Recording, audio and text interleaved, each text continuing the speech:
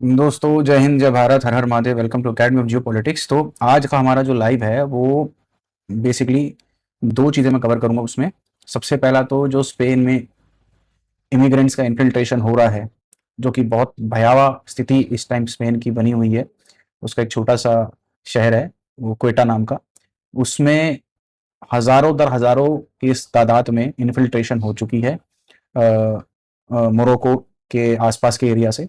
बहुत ही भयावह स्थिति है इस टाइम। वो सारा कुछ मैं आज आपको कवर करके बताऊंगा, जितनी हमारे पास इंफॉर्मेशन आई है उसके हिसाब से।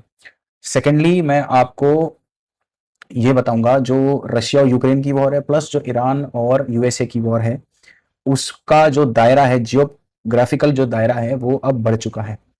कौन कौन से उसमें कंट्रीज अब आ चुकी हैं, उसका पार्ट बन चुकी हैं, क्यों बन गई हैं, उससे क्या इफेक्ट्स आने वाले हैं, सारा कुछ कवर करके मैं आज बताऊंगा। वीडियो इन्फॉर्मेटिव है हर बार की तरह। तो चैनल सब्सक्राइब नहीं करा है, चैनल को सब्सक्राइब कर लीजिए। वीडियो पसंद आए लाइक जरूर करें, और बहुत पसंद आए तो अपने परिजनों के साथ शेयर जरूर करें। करते हैं आज की वीडियो की हम शुरुआत।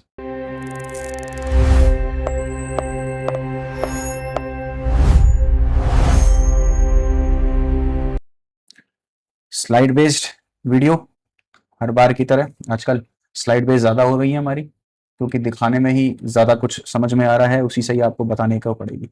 सबसे पहले स्पेन की बात से शुरू करते हैं। स्पेन की खबर ये आई है, स्लीपलेस नाइट हो रही है स्पेन में, क्योंकि माइग्रेंट्स जो हैं वो अब हजारों की तादाद में स्पेन के क्विटा शहर के अंदर घुस रहे हैं। थर्सडे से ही, आज फ्राइडे है जब हम वीडियो रिकॉर्ड कर रहे हैं, 2 दिन से हजारों की तादाद में माइग्रेंट्स घुस गए हैं। 2000 से 3000 का नंबर बता रहे हैं, कई तो उससे भी कई ज्यादा बता रहे हैं।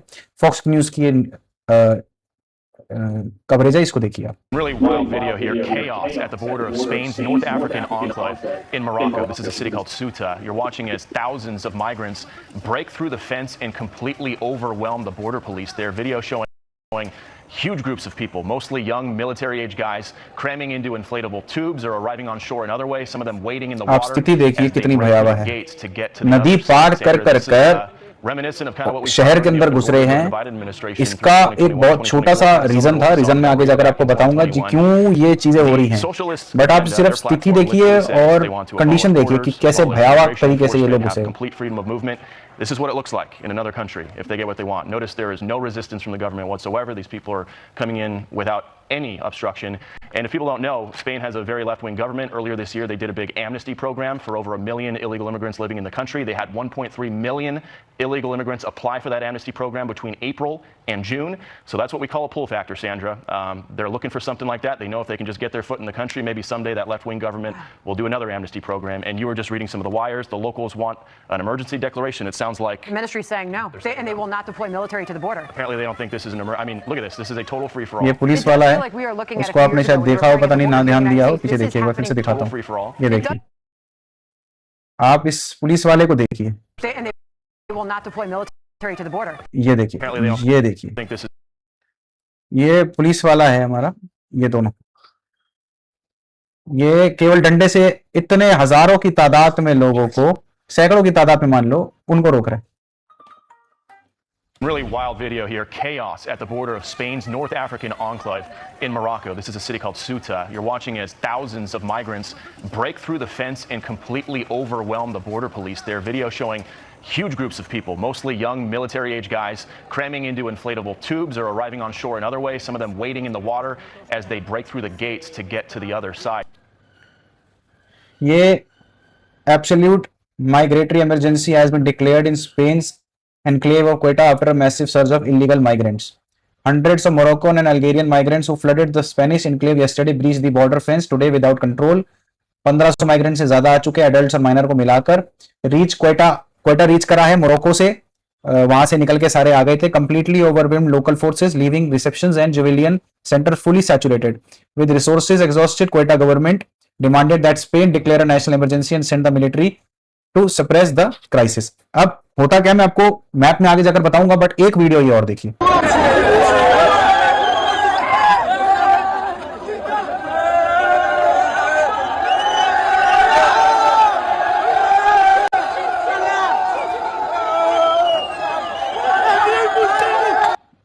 आप सोच के देखिए स्थिति कितनी भयावह होगी। ऐसे हजारों दर हजारों लोग आपके किसी शहर के अंदर घुस जाएं, आप सोच के देखिए कि मंजर क्या रहा होगा। 2 दिन से हो रहा है, कल भी हो रहा था, आज भी हो रहा है। आगे जाकर मैं अब आपको ये ये तो जॉर्जिया मेलोनी है, ये इन्होंने ट्वीट करा है। ये कह रही है कि images coming from Quetta striking and demonstrated once again that uncontrolled illegal immigrant poses a concrete threat to the security of Europe's border. I have spoken with interior minister Matteo Piantedosi. Italy will not stand by and watch. We have convening the relevant bodies, and following these meetings, we are prepared to intervene with extraordinary measures to defend the borders and safety of the citizen, including the suspension of the Schengen area with the Spain. On illegal immigration, we will not yield an inch. Defending the border, stopping human traffickers, and ensuring effective repatriations will continue to be the line of the government. अब मैं आपको ये समझाता हूं। देखिए, ये है क्वेटा, ये स्पेन है। स्पेन और क्वेटा, इसके बीच में मेडिटेरियन सी आ जाती है आपकी। ये देखिए, क्वेटा जो शहर है वो स्पेन ही कंट्रोल करता है। अब समस्या सबसे बड़ी क्या है, स्पेन आ जाता है यूरोप में, लेकिन क्वेटा जो आता है उसका मोरक्को के साथ लगता है, और मोरक्को, क्वेटा, ये सब आ जाता है आपका अफ्रीका कॉन्टिनेंट में। है क्वेटा एक स्पेन की सिटी ही, divided by Mediterranean sea, but continental के लिए बात करें तो स्पेन यूरोपियन कॉन्टिनेंट में आता है और क्वेटा अफ्रीकन कॉन्टिनेंट में आता है। अब हुआ क्या था, यहां पर बॉर्डर फेंस है। ये देखिए, ये बॉर्डर फेंसिंग है पूरी, ये पूरी बॉर्डर फेंसिंग है मोरक्को और क्वेटा के बीच में। यहां से लोग, यहां पर एक छोटी सी नदी आती है, ये छोटी सी नदी है यहीं पर, इसी को पार कर कर ये सीधा बॉर्डर के अंदर घुस जाते हैं। ये छोटी सी नदी ही है, ये मैंने कलर ज्यादा कर दिया, बट यही छोटी सी नदी है। बॉर्डर के बीच में और मोरक्को के बीच में मोटा मोटा केवल 5 किलोमीटर का फर्क है। मतलब आप 5 किलोमीटर तैर के आप उधर जा सकते हो। कई लोग ऐसे करते हैं। अच्छा, एक तो ये हो गया, दूसरा ये आ गया, ये देखिए, एक ये सेकंड रूट भी है। एक तो रूट 1 ये हो गया, यहां से तैर के इधर आ जाएगा। रूट 2 इधर से हो गया, बेलीलोच से होता हुआ भी यहां पर मोंटे हॉक, यहां पर क्वेटा के टॉप, जहां पर इस पर पहुंच जाता है। और यही सबसे बड़ी समस्या है। और एक चीज आपको बता दूं, दोनों के बीच में, मोरक्को और स्पेन के बीच में स्ट्रेट ऑफ गिब्राल्टर आता है। जैसे स्ट्रेट ऑफ हॉर्मोज है जो कि आपका मिडिल ईस्ट में आ जाता है, वैसे स्ट्रेट ऑफ गिब्राल्टर है, ये आपका इस रीजन में आ जाता है, यूरोप और अफ्रीका के बीच के रीजन में आ जाता है। ये भी एक बहुत जरूरी स्ट्रेट है, इससे भी यूरोप के काफी कंटेनर्स आते और जाते रहते हैं। अगर इसके बीच में भी कोई दिक्कत होती है तो ट्रैफिक पर असर जरूर पड़ेगा ही पड़ेगा। अब समस्या क्या हुई थी, समस्या सबसे बड़ी ये थी, इनके यहां पर सुप्रीम कोर्ट का एक आदेश आता है जिसमें वो ये बोल देते हैं कि अगर नदी से पार कर कर अफ्रीकन कॉन्टिनेंट से, क्वेटा के सुप्रीम कोर्ट का ऑर्डर आया था कि नदी से पार करके अफ्रीकन कॉन्टिनेंट से अगर क्वेटा के अंदर कोई आता है तो आप, मतलब गवर्नमेंट को कहता है कि आप उनको स्ट्रेट फॉरवर्डली इलीगल माइग्रेंट नहीं घोषित कर सकते। आपको जांच पड़ताल करनी पड़ेगी, चीजें देखनी पड़ेगी, और उसके बाद आप एक निर्णय पे पहुंचेंगे। जब ये खबर मोरक्को के लोगों को पता लगी, हजारों दर हजारों लोग अंदर पहुंच गए। उन्होंने कहा सुप्रीम कोर्ट का ऑर्डर आ गया है कि भाई हम इलीगल माइग्रेंट नहीं घोषित होंगे अगर हम नदी के रास्ते से इनके यहां पर पहुंच जाते हैं। अब नदी के रास्ते से बोला, और नदी का रास्ता सबसे ज्यादा आसान होता है क्वेटा के अंदर पहुंचना, और वो हो रहा है। मतलब एक स्टेटमेंट ने ये हाल कर दिया स्पेन का, स्पेन के एक शहर का क्वेटा के अंदर। ऑफ कोर्स स्पेन के अंदर तो नहीं गए, स्पेन तो यूरोपियन कॉन्टिनेंट में आ जाता है, बट स्पेन का ही कंट्रोल्ड एरिया है क्वेटा, उसके अंदर ये हाल कर दिया। तो आप सोच के देखिए कि ऊपर हायरार्की पे बैठे हुए लोग कुछ स्टेटमेंट देते हैं, उनका क्या असर होता है। अब हाल ही में आपके देश में भी क्या हुआ था आपको पता ही है, किसी यूथ को जानवर से कंपेयर कर दिया, और उस जानवर भी नहीं बोलूंगा, इंसेक्ट बोलूंगा, एक इंसेक्ट से कंपेयर कर दिया। उस इंसेक्ट के नाम पर एक पॉलिटिकल पार्टी बन जाती है। उस पॉलिटिकल पार्टी का क्या हाल करती है वो आपने 20 जुलाई को देख ही लिया। तो मैं बस यही बताना चाहता हूं कि when you are on the top of the hierarchy, whatever you say, those words really have some weight. आपको इस चीज के बारे में पता होना चाहिए। ये एक लाइव एग्जांपल है, एक लाइव एग्जांपल आपने अपने देश में भी देखा, एक लाइव एग्जांपल आप स्पेन में भी देख रहे हैं। बाकी इस खबर के लिए जैसे जैसे चीजें अनफोल्ड होंगी, आगे आगे जैसे जैसे चीजें पता लगेंगी, मैं जरूर आपके पास लेकर आऊंगा। एक बहुत बड़ा जियोपॉलिटिकल अपडेट है स्पेन को लेकर। आज मैंने आपको इसके बारे में इससे रूबरू करवाया, डिटेल में कभी फिर बात करेंगे जब इसके बारे में और चीजें आएंगी। चलते हैं आज के सेकंड पार्ट में। सेकंड पार्ट है हमारा यूक्रेन वॉर और आपका ईरान वॉर को लेकर। अब इस ईरान वॉर और यूक्रेन वॉर का जो दायरा है अब बढ़ चुका है। कैसे, मैं बताता हूं। अब दायरा ऐसे बढ़ गया है कि अगर मैं ईरान वॉर की बात करूं तो ईरान वॉर में अब इजिप्ट का भी दाखिला हो चुका है। कैसे हो चुका है? ड्रोन स्ट्राइक हुआ है इजिप्ट कंट्रोल्ड स्विज कैनाल में, जिसने काफी अटकलें लगाए जा रहे हैं कि ये ईरान की तरफ से ही किया गया है। Drone strike damage 2 gas tanker Egyptian water has renewed energy security concern about the nearby Suez Canal and a related pipeline, a vital route for Saudi Arabia oil since the beginning of the Iran war, even as Iran and its Houthi allies have fired on tankers in Strait of Hormuz and Bab al-Mandeb. Egypt's Suez Canal summed pipeline continued to offer safe northbound export routes for Saudi Arabia in Red Sea. अब क्या हुआ है मैं आपको समझाता हूं। देखिए, ये नक्शा है आपका, ये है स्ट्रेट ऑफ हॉर्मुज, 10 बार बता दिया, ये है बाब अल-मंदेब, 10 बार बता दिया। ठीक है जी। अब क्या होता था, सऊदी अरब का तेल जाता था पहले निकल के स्ट्रेट ऑफ हॉर्मुज से एशियन कंट्रीज में, फिर नहीं जाता था तो फिर एक उसका ईस्ट वेस्ट पाइपलाइन है जिसके थ्रू वो रेड सी से निकाल देता था और इधर से बाब अल-मंदेब से गल्फ ऑफ एडन और काम कर देता था। ईरान ने कंट्रोल कर लिया स्ट्रेट ऑफ हॉर्मुज और ईरान बैक्ड हुतीज ने कंट्रोल कर लिया बाब अल-मंदेब। अब ना तो सऊदी बाब अल-मंदेब से निकाल सकता है, ना तो सऊदी स्ट्रेट ऑफ हॉर्मुज से निकाल सकता है। ये तो होगी आपकी हिस्ट्री। अब इन दोनों को बाईपास करके सऊदी ने यह सोचा कि भाई मैं एक काम करता हूं, जब मैं नीचे तो जा नहीं रहा हूं, थोड़ा बहुत खर्चा उर्चा करके मैं यहां से इजिप्ट से निकाल लेता हूं। इजिप्ट में आता है आपका स्विस कैनाल से निकालकर सीधा मेडिटेरियन सी से सीधा घूमकर यहां से इधर चला जाता हूं, इधर आ जाएगा आपका यूरोपियन कंट्रीज, और यूरोपियन कंट्रीज से होकर नहीं तो अब एशियन कंट्रीज में तो माल देना ही है, नेशन कंट्री माल देने के लिए ऑल द वे नीचे से अफ्रीका से होता हुआ एशियन कंट्रीज आएगा। यह बहुत कॉस्टली अफेयर है, चाहे आप यूरोपियन कंट्रीज की बात करो चाहे आप एशियन कंट्रीज के लिए बात करो, लेकिन जब मुसीबत आती है तो भाई गधे को भी बाप बनाना पड़ता है। तो ये वही वाली बात है, इस रास्ते को चूज करना सऊदी के लिए गधे को भी बाप बनाने बराबर है। ठीक है जी, फाइन इनफ, इतना आपको समझ में आ गया। अब हुआ क्या? अब हुआ ये कि ईरान ने क्या करा, वो जो आखिरी ऑप्शन था ना सऊदी का, उस पे भी बम मार दिया।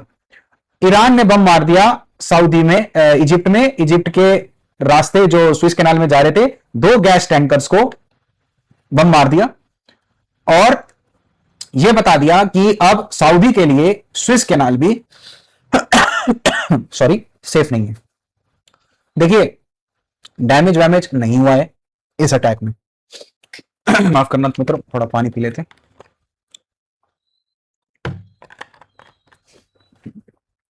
इस अटैक में टैंकर्स को ज्यादा डैमेज नहीं पहुंचा है, भगवान की दया से जान माल का भी नुकसान नहीं हुआ है।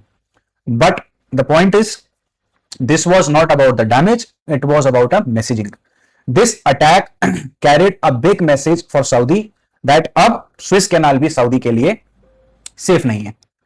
ठीक है जी, ये सिंपल सा मैसेज अब इनको पहुंच चुका है। अब इजिप्ट ने इस चीज पे रिटेलिएट करा, ऑब्वियसली रिटेलिएट मतलब अटैक नहीं करा, बट बातों बातों में रिटेलिएट करा कि ये जो भी करा है ईरान ने, ये सही नहीं करा है, चाहे ईरान ने करा है चाहे ईरान के बैक किसी ग्रुप ने करा है। हम इसका खंडन करते हैं और फ्री पैसेज चालू रहना चाहिए हर जगह से। मोटी मोटी बात है कि इजिप्ट भी अब इस वॉर में घुस गया है। अब सवाल यह उठता है कि अगर स्ट्रेट ऑफ हॉर्मुज बंद है, बाब अल-मंदेब बंद है और यहां से अगर स्विस कैनाल भी बंद कर देता है तो सऊदी करेगा क्या? तो सऊदी अब यह करेगा, सऊदी को अब कहीं ना कहीं यूएसए की अब बात माननी पड़ेगी। यूएसए की बात क्या थी? यूएसए की बात यह थी कि आप इजराइल को मान्यता दे दो। अब आप बोलोगे भाई इस बात पे इजराइल कहां से आ गया? इजराइल का क्या मतलब? सऊदी को तो अपना तेल बेचना है। मतलब यह है कि इजराइल से एक पाइपलाइन जारी थी सन 1967 या 69 के आसपास, पाइपलाइन जाती थी जो कि स्विस कैनाल को बाईपास कर डायरेक्ट मेडिटेरियन सी में मिलाती थी। ठीक है जी, यह पाइपलाइन बेसिकली इजराइल ने बनाई थी ईरान के लिए, क्योंकि ईरान और इजराइल के रिलेशन काफी अच्छे थे और उन दिनों स्विस कैनाल से ईरान काफी माल बेचता था यूरोप की कंट्रीज में। अब ईरान चाहता था कि यार मैं स्विस इजिप्ट के मतलब कंट्रोल में ना रहूं, एक स्विस कैनाल को बाईपास करने की एक चीज सोचनी पड़ेगी। अब इजराइल और ईरान के कनेक्शंस उन दिनों बहुत अच्छे हुआ करते थे जब खुमैनी आया था। खुमैनी से पहले शाह डायनेस्टी थी, शाह डायनेस्टी के टाइम तो उन्होंने ये पाइपलाइन डिजाइन करी। इस पाइपलाइन को यूज कर आप पूरे के पूरे स्विस कैनाल को बाईपास कर सीधा डायरेक्ट मेडिटेरियन सी में पहुंचा सकते हो। इस पाइपलाइन को यूएई ने भी बहुत यूज करा 2020-2021 के टाइम पर। यूएई भी इस पाइपलाइन को यूज कर माल पहुंचाता था मेडिटेरियन सी में और फिर यूरोपियन कंट्रीज में देता था। लेकिन यूरोप का तो क्या है ना भाई, यूरोप तो अब्राहम अकॉर्ड्स में ऑलरेडी है, सॉरी यूएई तो ऑलरेडी अब्राहम अकॉर्ड्स में है और वो इजराइल को मान्यता देता है, लेकिन सऊदी अरब अब्राहम अकॉर्ड्स में नहीं है। अब सऊदी के पास केवल और केवल यही आखिरी पाइपलाइन है जिसकी वजह से, जिसकी मदद से वो मेडिटेरियन सी में अपना माल पहुंचा सकता है। अब अगर सऊदी अरब को मेडिटेरियन सी में माल पहुंचाना है, इजराइल को साथ देना पड़ेगा, इजराइल का साथ लेना है, अब्राहम अकॉर्ड्स में हाथ अपना अब्राहम अकॉर्ड्स को साइन करना पड़ेगा। अब्राहम अकॉर्ड्स को साइन करने का मतलब आपको इजराइल को मान्यता देनी पड़ेगी। तो ईरान ने ये सब ये सब कुछ कर एक तरीके से सऊदी को अमेरिका और इजराइल का पिट्ठू बना दिया और उनकी बात मनवाने पे मजबूर कर दिया। अटैक ईरान ने करा लेकिन सऊदी फंस गया अब इजराइल के चंगुल में। अब इजराइल बोलेगा भैया मान्यता चाहिए, मान्यता दीजिए, अब्राहम अकॉर्ड्स को साइन करिए, पाइपलाइन यूज करिए, मेडिटेरियन से माल बेचिए। अगर स्विस कैनाल नहीं बचता तो सऊदी के पास इसके अलावा कोई विकल्प नहीं है, यह आप बिल्कुल तय है। जियोग्राफिकली, जियोपॉलिटिकली कोई रास्ता नहीं है सऊदी के पास इसके अलावा। उसको यूज करना है, मान्यता देनी पड़ेगी। ठीक है जी, आते हैं अब अपने सेकंड टॉपिक पर। अब यूक्रेन और रशिया के वॉर का दायरा कैसे बढ़ गया, अब वो देख लीजिए। रशिया का एक मिसाइल पोलिश एयरस्पेस मतलब पोलैंड के एयर स्पेस के अंदर घुस गया। अब पोलैंड क्या है, पोलैंड तो है भैया नाटो मेंबर, तो मतलब अब रशिया का एक मिसाइल नाटो के एक कंट्री के अंदर गिर चुकी है। ये देखिए, रशिया मिसाइल फेंक रहा है, दबा के मिसाइल फेंक रहा है। अब पोलिश न्यूज एजेंसीज की तरफ से यह खबर आई है कि रशिया ने मिसाइल मारी थी लवीव पे। लवीव से मिसाइल गिरने के बाद कुछ उसके डेब्रिस मतलब कुछ उसके पार्ट्स जाकर लुबिन गांव है जो कि पड़ता है पोलैंड में, वहां पर जाकर गिर गया, जिसकी वजह से 8 लोगों की मृत्यु हो गई और 50 लोग जख्मी हो गए। पोलैंड ने यह बोला है कि हमने इसको इंटरसेप्ट करने की कोशिश करी लेकिन कर नहीं पाए और जिसकी वजह से गांव के अंदर गिर गया और 8 लोगों की दुखद मृत्यु हो गई। Russia accused of violating Polish airspace after a missile exploded in the field in the east of the country, triggering NATO air defenses in the midst of massive air raid. Polish authorities said that the explosion near the village of Tarnavan Kolia, close to Lublin, had created a 10-meter wide crater. Residents of Tarvana Kolia reported hearing an explosion about 4 a.m. that shook the windows of their homes. NATO Supreme Allied Commander of the Europe, Jen Alexis Greenwich, said NATO will continue to take all necessary measures to defend NATO territory. The Polish Prime Minister Donald Tusk, speaking to the scene, explained a field about 50 miles from Ukraine border. From the analysis of most of the traces, the recovered fragment point out to a Russian KH-101 missile, he told the journalist. अब ये कह रहा है कि deliberately Russia ने हमको नहीं मारा है भाई, ये गलती से आई है। अब क्या होता है कि स्वॉर्म ऑफ मिसाइल्स मतलब मिसाइल्स का झुंड फेंका जाता है किसी भी कंट्री की तरफ, तो उसमें से एक आध मिसाइल 40-50 किलोमीटर इधर उधर हो जाती है। दैट इज मतलब नॉर्मल है ये चीज। अब 40-50 किलोमीटर का ही तो दायरा है लवीव और उसके बीच में, आपके पोलैंड के बॉर्डर के बीच में। अगर वो लवीव पे मारा, लवीव की बजाय अगर मेरे एयर स्पेस के अंदर घुसकर मेरे गांव जो बॉर्डर के पास गांव लगता है उसमें गिर गया, इसमें हम ये नहीं कह सकते कि रशिया ने डेलिबरेटली हमारे गांव में अटैक करा। बट कुछ लोग ये बोल रहे हैं कि is that a test that has been done by Putin to check the vulnerability of Poland. ऐसा हो सकता है कि पुतिन ने एक टेस्ट करा हो चेक करने के लिए कि कितना वल्नरेबल है पोलैंड, उसके डिफेंस सिस्टम कैसे काम कर रहे हैं। अच्छा, ये पहला भी अटैक नहीं है कि पोलैंड के अंदर मिसाइल गिर लिया। कुछ टाइम पहले 2-4 महीने पहले भी कुछ मिसाइल गिरी थी पोलैंड के अंदर, वहां पर भी कह रहे थे कि क्या वो भी चेक करना चाह रहा था। तो अब ना चाहते हुए भी पोलैंड भी इस वॉर का एक पार्ट बन चुका है। अब आप माने ना माने, अब देखते हैं ये चीज आगे बढ़ती है या यहीं आकर रुक जाती है, वो तो आने वाला समय बताएगा। बाकी आप हमारे चैनल को सब्सक्राइब करिए अगर सब्सक्राइब नहीं करा है।